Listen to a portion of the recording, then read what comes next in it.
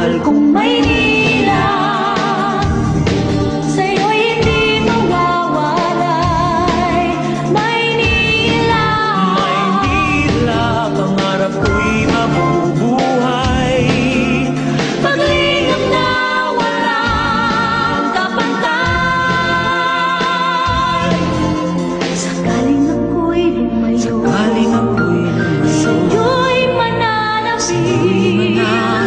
Iba sa puso ko, kundi Maynila. Maynila.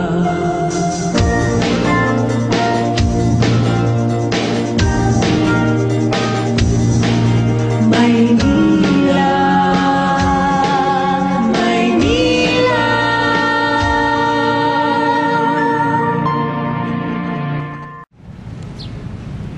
Magandang umaga sa inyong lahat. Ngayong umaga ay matutuklasan natin ang kwento nila Rosaline at Matet, ang dalawang magkaibigang nais matuklasan ang kagandahan ng Luneta. Nararapat lamang na masilayan ng kabataan ngayon dahil dito sa Luneta natin may kita ang mayamang kasaysayan ng ating syudad. Halina't tunghayan natin ang natatanging kwento ni na Rosaline at Matet.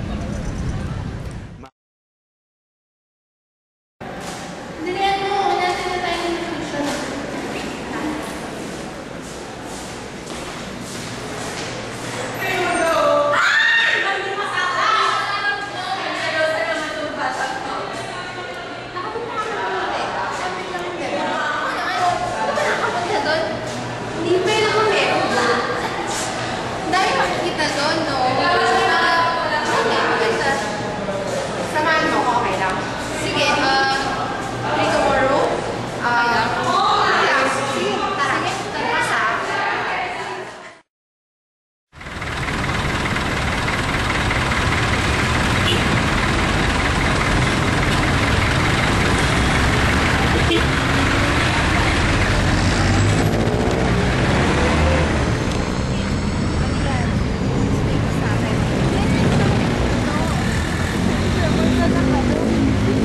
Asa ito pala yung Luneta?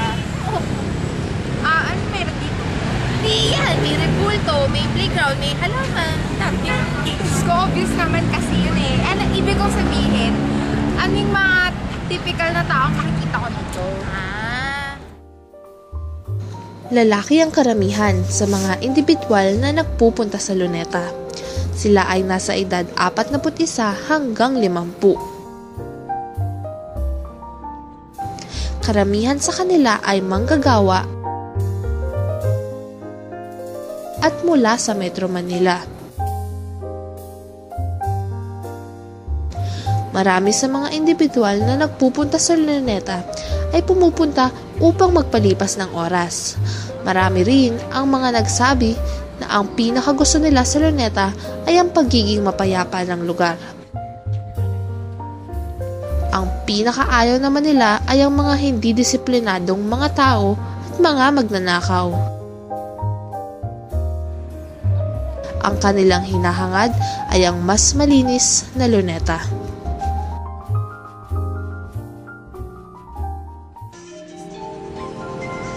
Mahal kong Maynila. At dito nagtatapos ang kwento ni na Rosaline at Matet. Ngayong araw na to, hindi lang sila ang ating nakilala, pati na rin ang mga tipikal na individual na makikita natin sa Luneta. Tinuruan nila tayo huwag maging dayuhan sa ating sariling bayan at kapwa mamamayan. Ako po si Lita Atienza. Paalam at maraming salamat sa inyong pagsubaybay. Ako'y mananapig. Nararapat lamang na masilayan ng